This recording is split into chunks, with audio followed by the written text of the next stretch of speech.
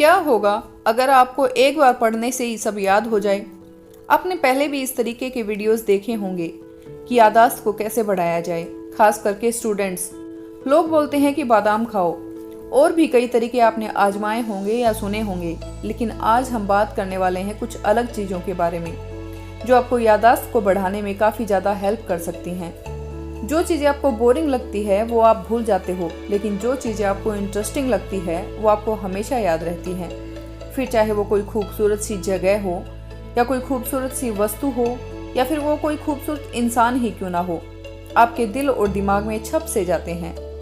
ऐसी चीज़ें दिमाग हमेशा याद रखता है, लेकिन जो चीज़ें आप चाहते हो कि आपका दिमाग याद रखे, आप वही चीज़ें भूल जाते हैं। लेकिन जो चीज़ें आपको याद रहती हैं और जो भूल जाते हो, उनमें कॉमन क्या है?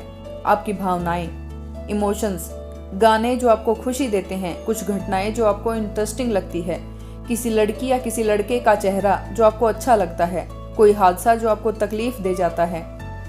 जो आपको याद है वो आपके गम या खुशी की भावनाओं से जुड़े हुए होते हैं। आप अपनी पढ़ाई को इंटरेस्टिंग बना सकते हो या नहीं, ये तो मैं नहीं जानती, लेकिन आप उसे अपनी भावनाओं के साथ जरूर जोड़ सकते हैं।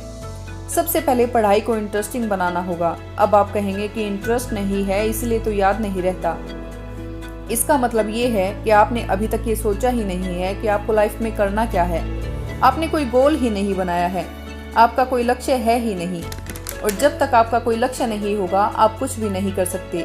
लेकिन जब यह मकसद बन जाएगा कि नहीं, मुझे ज़िंदगी में वो मुकाम हासिल करना है, मुझे अपने माँ बाप को और खुद को इस तकलीफ की ज़िंदगी से बाहर निकालना है, आपकी भावनाएं जब उसके साथ जुड़ जाएंगी तो आपको पढ़ने में इंटरेस्ट आना शुरू हो जाएगा, और फिर आपको पढ़ा हुआ भी एक ही बार में याद होना शुरू हो जाएगा।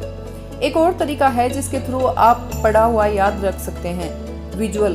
कोई घटना जो आपके सामने घटित हुई हो, आपको हमेशा याद रहती है, तो आपको अपनी पढ़ाई को भी विजुअल के थ्रू पढ़ना शुरू करना चाहिए। कोई कॉन्सेप्ट अगर आपको समझ में नहीं आ रहा है तो आप उससे रिलेटेड वीडियो वगैरह यूट्यूब पर देख सकते हैं, जिसे किसी डायग्राम या इमेज के थ्रू भी आप समझ सकते हैं। जब लिखा हुआ हमारे समझ में नहीं आता है तो विजुअलिटी के थ्रू हम उसे आसानी से याद कर सकते हैं। इसलिए सबसे पहले अपनी लाइफ में कोई गोल बनाओ, फिर उसे विजुअल तरीके से या इमेजिनेशन के थ्रू याद करना शुरू करो। आपको आसानी से याद होना शुरू हो जाएगा।